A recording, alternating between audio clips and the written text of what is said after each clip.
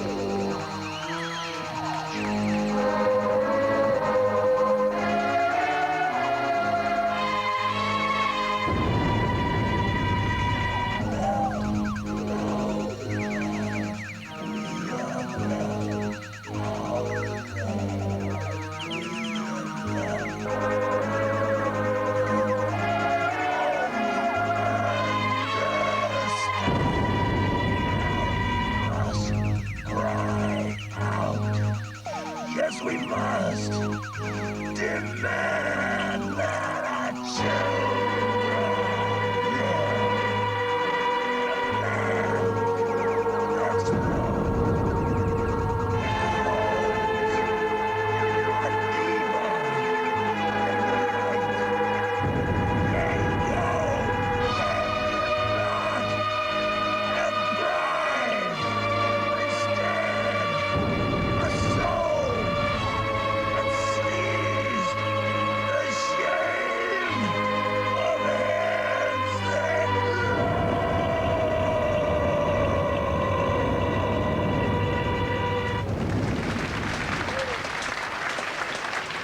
Good evening and welcome to the Resident Small Show.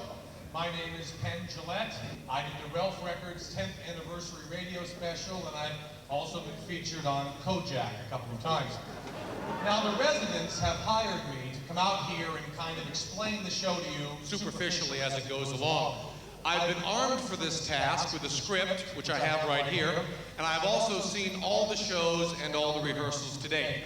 Now, first of all, and perhaps most important, the gentlemen who are out here with the eyeball heads and are now standing back behind the screen playing all the music are the residents.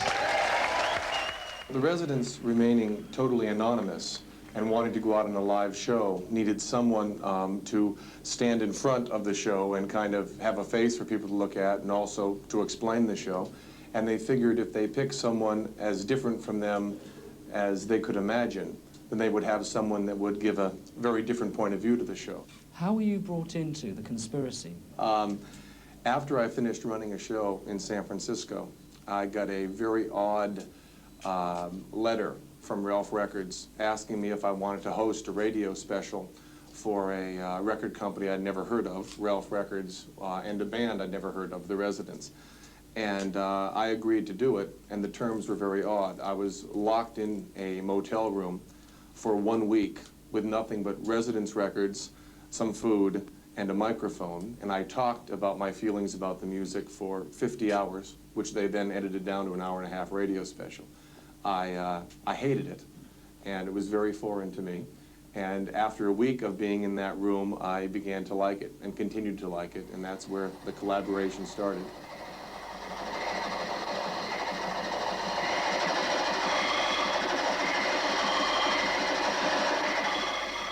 My understanding of the show is the very simple idea that there are two cultures. The cultures of the moles, which is a very primitive but very sensitive culture that lives underground and is then forced by a natural disaster onto the land of the chubs, who are very colorful, loud, big bandy, and technically advanced, although less sensitive than the moles. And then those two cultures just come into conflict. I think that anybody seeing the show would see the parallel between the residents and the moles, and they felt that they were being forced out of the underground just like the moles, and the whole, the trilogy can't be complete until the residents see how they get along in the land of the chubs. Do you feel there are any constraints they're putting on you? I am allowed pretty much a personal opinion, although if I give that too often in interviews and the residents either are listening to it live like here or read it later in print, that's amended and I'm told to change it. They come from the very liberal city of San Francisco. Are any of them women? Are any of them gay? That's one of those questions that I can't answer. Sorry. Do they revel in the rumours that they are, in fact, a superstar rock group like the Beatles or the Police? I think that the record company and all the promoters are given a tremendous task to sell a rock band or a pop band that has no personalities. They can't talk about who they're dating or what they had for dinner. So any sort of thing that the record company can possibly hold on to, they do and they push. But the residents themselves seem much more concerned with the show and the music than that kind of stuff.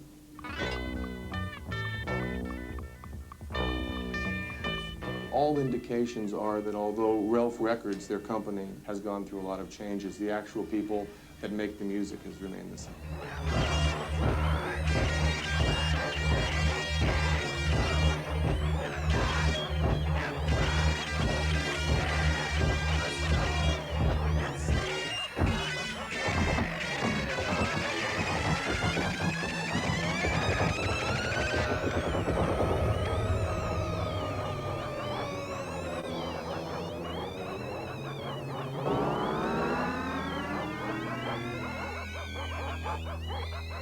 It's been said that the point of their anonymity is to direct attention to the music itself and nothing else. Will they come out once that's been achieved? I have no idea. That's a personal question. I can't really answer it for them. Absolutely amazing.